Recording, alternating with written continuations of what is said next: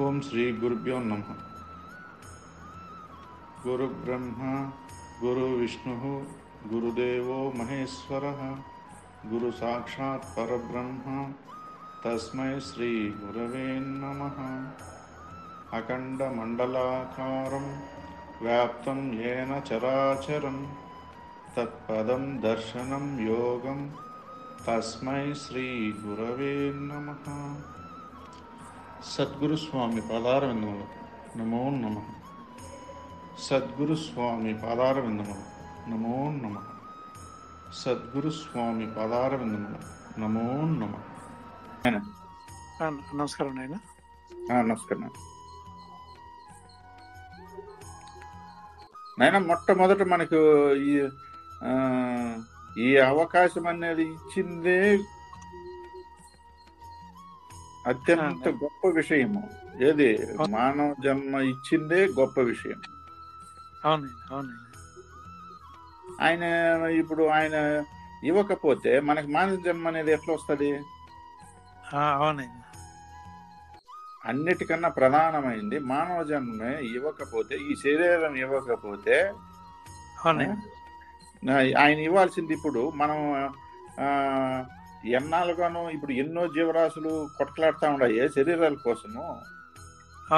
అలాంటిది ఆయన ఇవ్వకపోతే ఇప్పుడు మనకి ఎట్లా వచ్చింది? ఇప్పుడు అది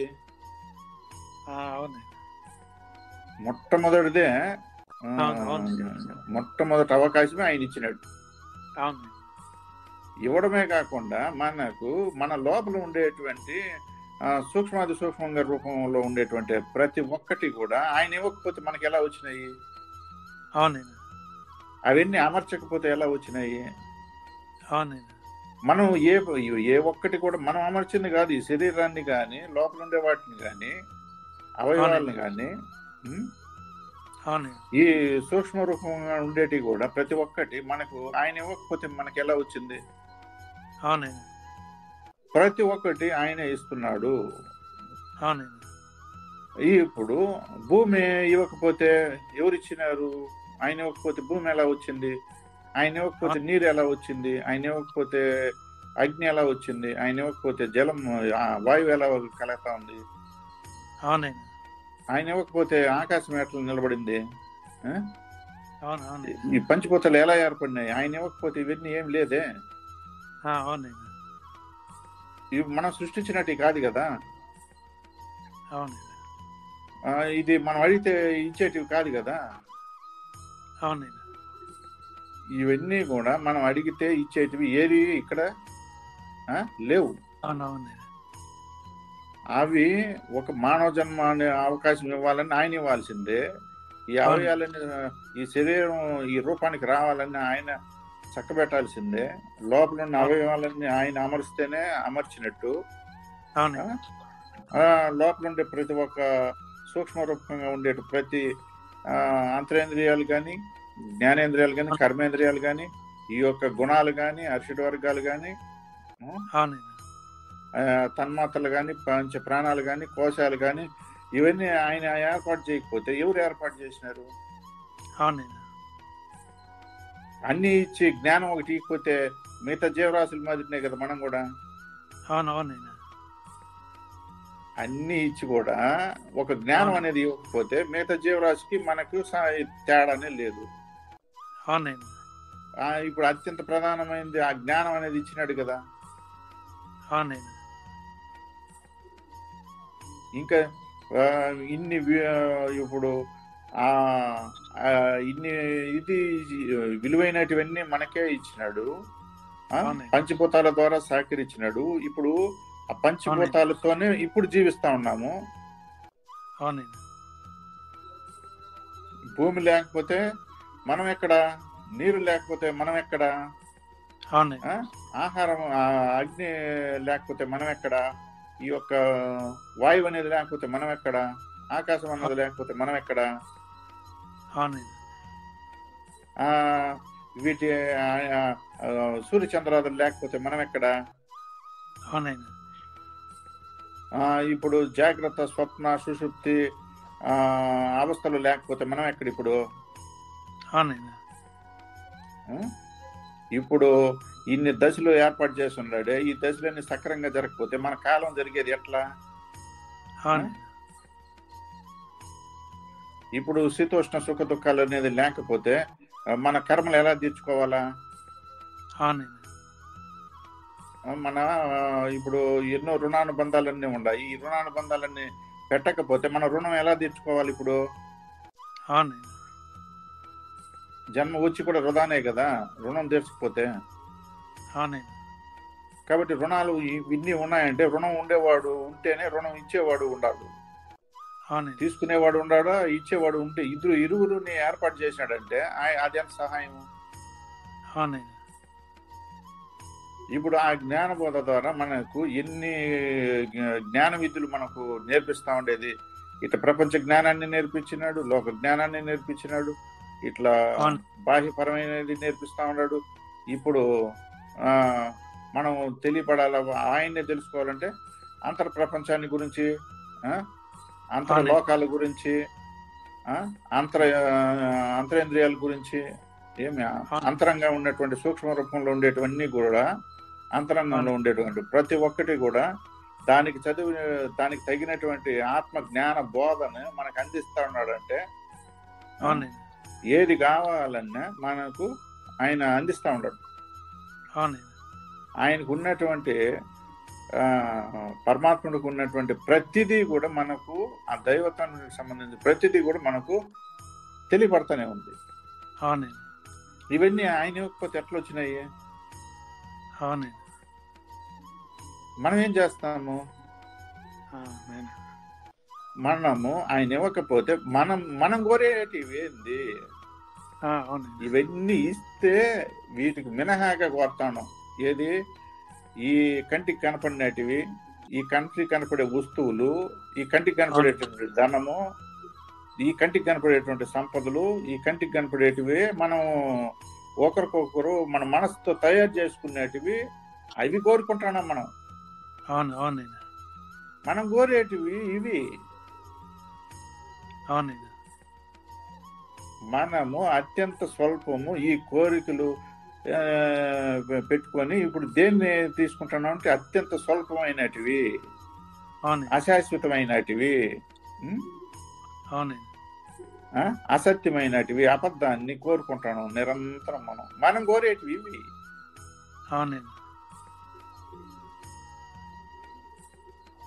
ఇవి ఇప్పుడు కోరనాటివి ఇచ్చున్నాడే, కోరకని ఇప్పుడు ఇవన్నీ ఇచ్చుండాడు. అవన్నీ మనమే మనకు తెలియలే, మనం పరమాత్మ అడగనే లేదు, ఆయన ఇచ్చిన. ఒక్కరినిచ్చి ఒక్కరిని ఇకపోతే అప్పుడు ఏమైంది? ఒక చెవి ఇచ్చి ఒక చెవి ఇకపోతే ఏమైంది? ఒక శ్వాస ఇచ్చి ఒక శ్వాస ఇకపోతే మన పని ఏమైంది? నోరిచ్చి నాలుగిచ్చి మాట ఇకపోతే ఏమైంది? ఒక చెయ్యి ఇచ్చి ఒక చెయ్యి ఇకపోతే ఏమవుతుంది? ఒక కాలు ఇచ్చి ఒక కాలు ఇకపోతే ఏమవుతుంది? ఒక కిడ్నీ ఇచ్చి ఒక కిడ్నీ ఇవ్వకపోతే ఏమైంది? ఒక లివర్ ఇచ్చి ఒకటి ఉండి ఒకటి లేకపోతే ఏమైంది? తర్వాత మనకు ఇవి మన ఊపిరితిత్తులు ఒకటి ఉండి ఒకటి లేకపోతే ఏమవుతుంది? చిన్న మెదడు పెద్ద మెదడు అనేటివి లేకపోతే అప్పుడేమైంది? ఏ ఒక్కటైనా కూడా మనకు ఇప్పుడు ఆహారం ఇచ్చి నీరిస్తే వాటన్నిటిని ఎలా పంచప్రాణాలతో పంచకోశాలతో ఎట్లా వాటిని అన్నిటిని ఇది చేస్తున్నాడు? వాటిని జీర్ణం చేసుకోకపోతే మన పరిస్థితి ఏమి?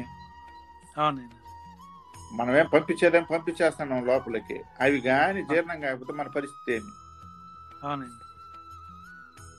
ఒక్కరోజు ఒంటికి పోకపోతే మన పరిస్థితి ఏమి? ఒక్కరోజు మోషన్ పోకపోతే మన పరిస్థితి ఏమి? ఇప్పుడు లోపలికి తీసుకునేదేమో అందరం నచ్చినట్టు తీసుకుంటాం, కానీ అది జీర్ణం చేయకపోతే మన పరిస్థితి ఏమి?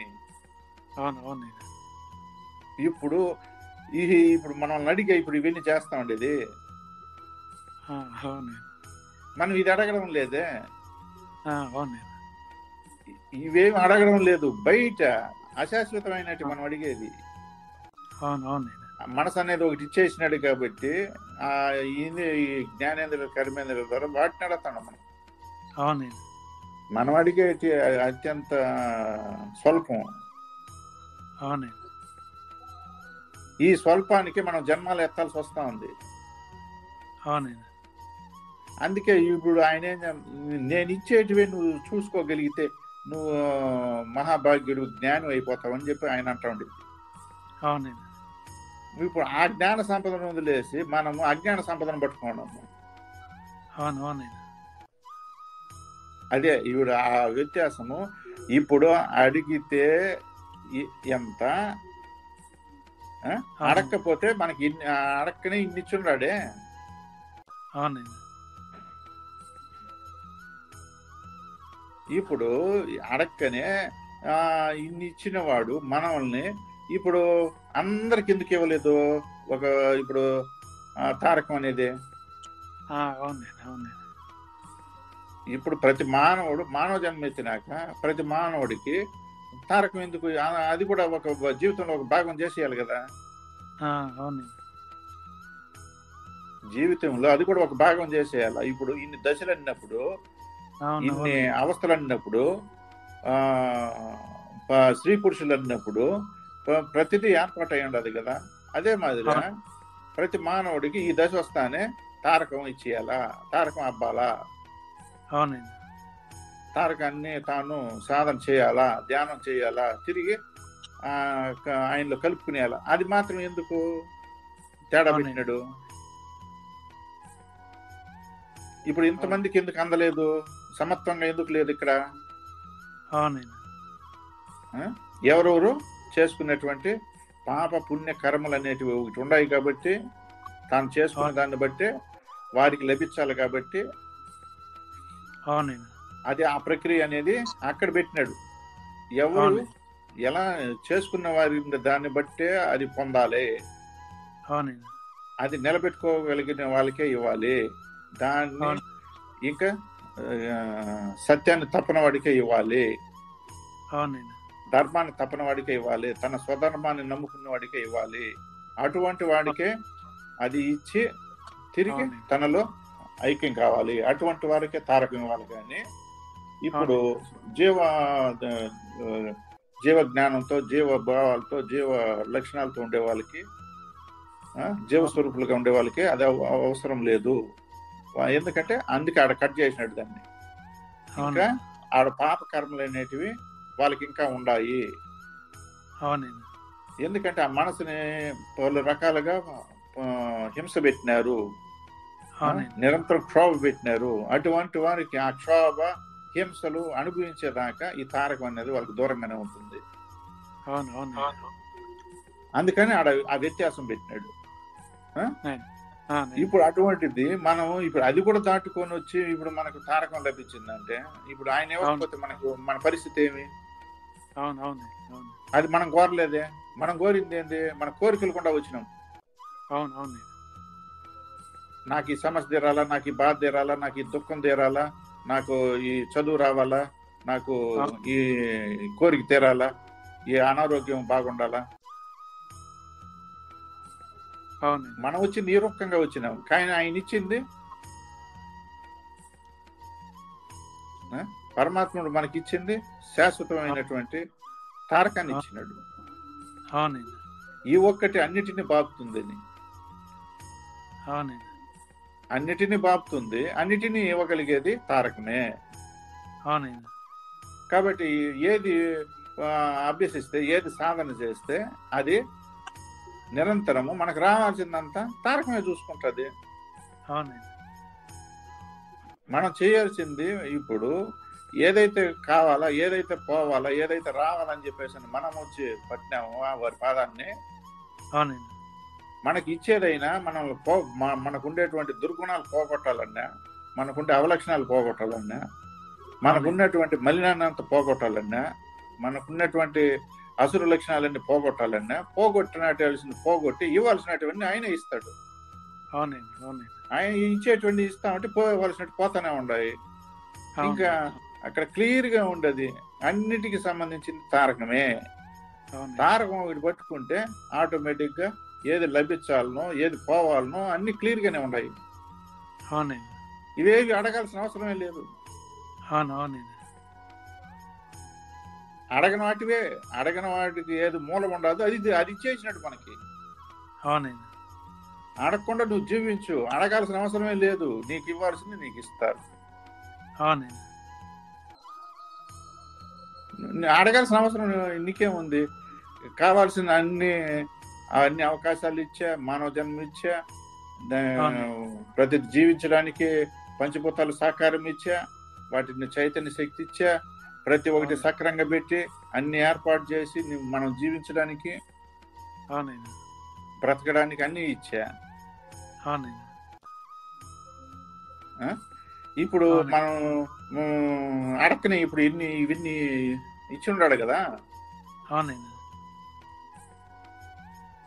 మనం అడిగేది ఎక్కడికి? అడిగేది అత్యంత ఇవి ఆ జీవభావంతో మనం అడగాల్సిందే. కానీ మిగతావన్నీ కూడా ఆత్మజ్ఞానంగా ఒకసారి ఆలోచన చేస్తే ఆయనే మనకన్నీ ఇచ్చేసి ఉన్నాడు. ఇప్పుడు ఈ జ్ఞానం ఒకటి కలిగి ఉండదు కాబట్టి ఈ మనిషి ఇది అడగచ్చు, ఇది అడగకూడదు, కోరచ్చు, కోరకూడదు అనేది పెట్టుకున్నాడు. ఇప్పుడు మిగతా జీవరాశులకి,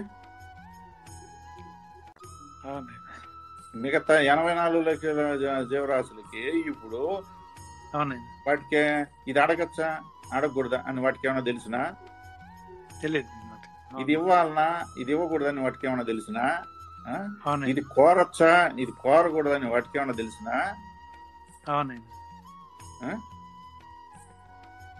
ఇప్పుడు వాటికన్నిటికీ ఇప్పుడు ఆ జన్మాలు ఇచ్చి వాటి సంరక్షణ, వాటి అన్ని బాగోగులు ఎవరు చూస్తా ఉండారు? వాటికి ఏ సమయానికి కావాలంటే ఆ ఆహారం ఇస్తున్నాడు, ఏ సమయానికి నీరు కావాలని ఇస్తున్నాడు, శీతోష్ణ సుఖ దుఃఖాలన్నీ వాటికి ఇవ్వాల్సినవన్నీ అందిస్తానే ఉన్నాడు. ఇప్పుడు అన్ని జీవించడానికి వాటికి అవకాశం ఇచ్చినాడు, పుట్టడానికి ఇచ్చినాడు, జీవించడానికి ఇచ్చినాడు, లయం చేసుకునేదానికి ఇస్తా ఉన్నాడు. ప్రతి ఒక్కటి ఇప్పుడు వాటికి ఎలా ఇచ్చినాడు? సహజంగా జరుగుతా ఉన్నాయి కదా ఇప్పుడు అవన్నీ. ఇప్పుడు అవన్నీ కోరితేనే వాటికి వస్తా ఉన్నాయి, అవేం కోరలేదే. అవి సహజంగా జీవిస్తా ఉన్నాయి, ఆయన ఇచ్చేటివి ఇస్తానే ఉన్నాడు వాటికి.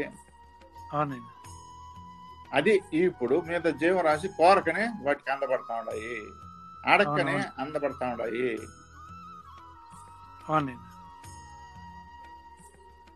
అదే కదా మనకు కూడా నువ్వు అడక్క తినేవాడివిరా అనేది. అంటే అడగకుండా తినేవాడివి. ఇప్పుడు అడగకుండా తినే ఇన్ని జీవరాశులు ఉండేటప్పుడు నువ్వు కూడా అడక్కనే తినగలిగేవాడివి. అడుక్కు తినేవాడు వేరు, అడక్క తినేవాడు వాడు వేరు. ఇప్పుడు జీవుడు అడుక్కు తింటాడు, నాకు ఇది కావాలా అది కావాలా అది చేయాలి ఇది కావాలా అని అడుక్కు తింటా ఉంటాడు. అడగకుండా తినేవాడు జ్ఞాని, ఆత్మజ్ఞాని. ఇప్పుడు ఇన్ని ఎవరు ఇవన్నీ సహాయ సహకారాలు అందిస్తా ఉండేది, వీటిని సంరక్షిస్తా ఉండేది. ఇప్పుడు అవన్నీ అడుగుతున్నాయంటే ఏవి అడిగి వాటి ఆ జ్ఞానం ఉంటే కదా. మనకు ఆ జ్ఞానం ఉంది కాబట్టి ఇవన్నీ ఇప్పుడు వచ్చినాయి.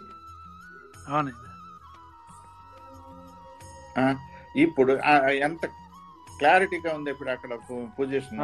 వాటికి అడక్కని అన్ని ఇస్తా ఉన్నాడే, మనకు కూడా అంతే కదా. మనకు కూడా అంతే ఉండేది, యాజ్ ఇట్ ఈస్ అంతే ఉండేది. మనము జీవభావంతో ఉండేదాని వల్ల, ఈ లోకవాసన శాస్త్రవాసన దేహవాసనలో ఉండేదాని వల్ల, ఇవన్నీ చూస్తా ఉండేదాని వల్ల మనకు చేయకపోతే జరగదేమో,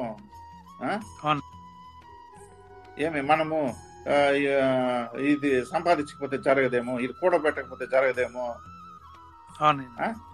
ఇది చేయకపోతే ఎట్లా, అది చేయకపోతే ఎట్లా, ఇది కోరకపోతే ఎట్లా, అడగకపోతే ఎట్లా అని మనం ఉంటాము. మనకు ఒక జ్ఞానం ఉంది, మనము ఎన్ని రకాలుగా మనము బేజాలు వేసుకొని ఉన్నాము.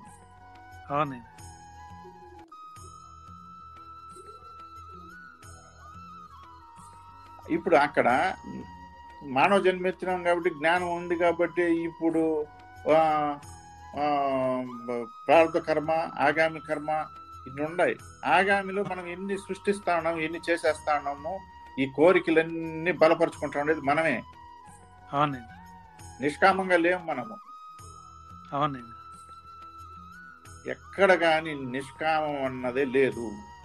అవునండి. పూర్తిగా ప్రారంభం అనిపిస్తూ ఉండేది, కానీ ఆగామిలో అనేకము సృష్టించుకుంటున్నాం మనం. అవునండి. సృష్టించుకునే దాని వల్ల తాను నిష్కామంగా ఎక్కడ లేడు. అవునండి.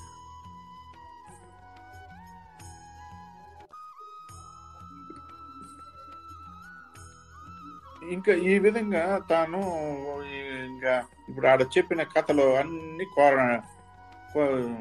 అదనంగా ఉండేటివే కదా కోరి ఇప్పుడు ఆడ ఆ ఇబ్బందులు తెచ్చుకునేది అందరూ. అవును. అవును. ఇప్పుడు కోరకున్నా ఉంటే ఆయనేమో అన్ని ఇస్తా ఉన్నాడు, చేపిస్తా ఉన్నాడు, జరిగిపోతానే ఉన్నాయి. అవునండి. ఎప్పుడైతే అదనంగా అత్యాశకు పోయి అతి కోరికలకు పోయి అతికి పోయినాకనే ఆ ఇబ్బందులన్నీ వచ్చింది. అవునండి.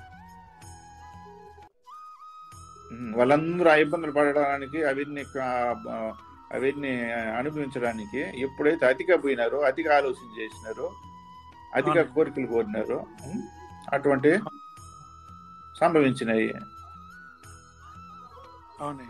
ఇప్పుడు మనం కూడా మన పని కూడా అంతే. మనము అతిగా పోతా ఉన్నాము, ఉండాల్సిన దాంట్లో మనం ఉండలేదు. కాబట్టి మన ఫౌండేషన్ ఇప్పుడు ఎక్కడ? గృహస్థుడికి గృహమే. గృహస్థుడికి గృహమే ఫౌండేషను. కాబట్టి గృహము చక్కదిద్దుకోవాలా. గృహాన్ని చక్కదిద్దుకుంటే మిగతా అన్ని ఆటోమేటిక్ గా చక్కబడతాయి. ఇప్పుడు బయట ఈ గృహాన్ని చక్కబెట్టుకోవాలా, తెచ్చుకున్న భగవంతుడు ఇచ్చిన ఈ గృహము ఉండాలి, మన శరీరము. ఈ గృహాన్ని, ఈ క్షేత్రాన్ని చక్కబెట్టుకోవాలా. ఈ క్షేత్రము, ఈ గృహం లేకపోతే ఏ గృహాలు లేదు. కాబట్టి మొట్టమొదట ఈ గృహాన్ని, ఈ మనసు అనే ఒక ఇది ఉంది, ఆ మనసును చక్కబెట్టుకోగలిగితే ఆటోమేటిక్ గా మిగతా బయటవన్నీ కూడా చక్కబడతాయి. బయట చక్కబడితే లోపల, లోపల చక్కబడితే బయట, ఆటోమేటిక్ గా ఒకదానికి ఒకటి అవినావ సంబంధం.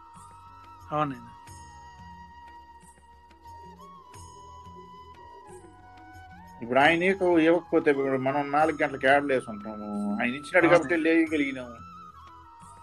ఇది ఒక్కటి చాలదా మనకు ఉదాహరణ. ఆయన ఏ సహాయం చేస్తే మనం లేచి ఇప్పుడు మాట్లాడుకుంటున్నాము. ఇవ్వకపోతే అడిగి పాయ అయిపోయింది. ఇప్పుడు అడిగితే ఇచ్చినాడు. ఇప్పుడు అదే మనం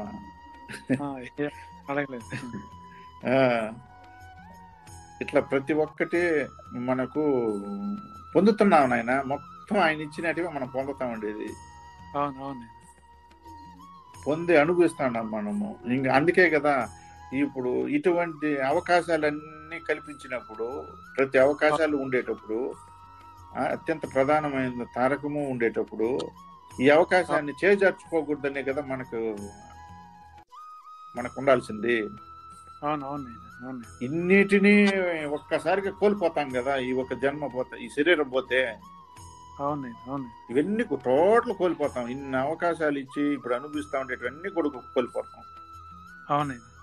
ఇంత జ్ఞాన సంపదని, ఇంత యొక్క ఇది మొత్తం టోటల్ గా కోల్పోతాం. అప్పుడు మన పరిస్థితి ఏమి? అందుకే కదా ఉన్న అవకాశాన్ని సద్వినియోగం చేసుకోవాలా, తొందరపడాలా అని చెప్పా.